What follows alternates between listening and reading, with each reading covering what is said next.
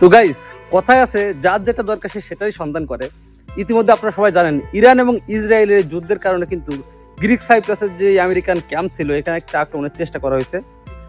তো এখন ইরান মনে করেন যে পুরো তার আশপাশের যত এলাকায় আমেরিকান ক্যাম্প আছে এখানে আক্রমণ করার চেষ্টা করতেছে। তো মিডল ইস্টে যেসব ভাই ব্রাদার আছেন আপনারা একটু সাবধান থাকার চেষ্টা করবেন। আর আমরা তুর্কি সাইপ্রাস বা গ্রিক সাইপ্রাস প্রবাসী আমরা যারা আছি আল্লাহর রহমতে ভালো আছি এখনো। পরবর্তীতে কি হবে জানি না, আমাদের জন্য দোয়া করবেন।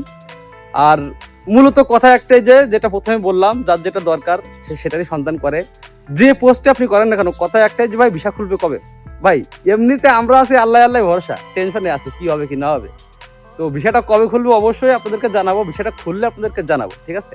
আর সেসব ভাইদের প্রতি অসংখ্য ভালোবাসা এবং শুভকামনা যারা বাংলাদেশে বসেও আমাদেরকে বলতেছেন বা মেসেজ দিচ্ছেন যে ভাই সাবধানে থাকে বা আপনাদের জন্য দোয়া রইলো, ভাই কেমন আছেন, আপনাদের শরীর স্বাস্থ্য কেমন আছে বা আপনাদের ওখানে আক্রমণের কি অবস্থা। সেসব ভাইদের প্রতি অনেক অনেক ভালোবাসা এবং শুভকামনা।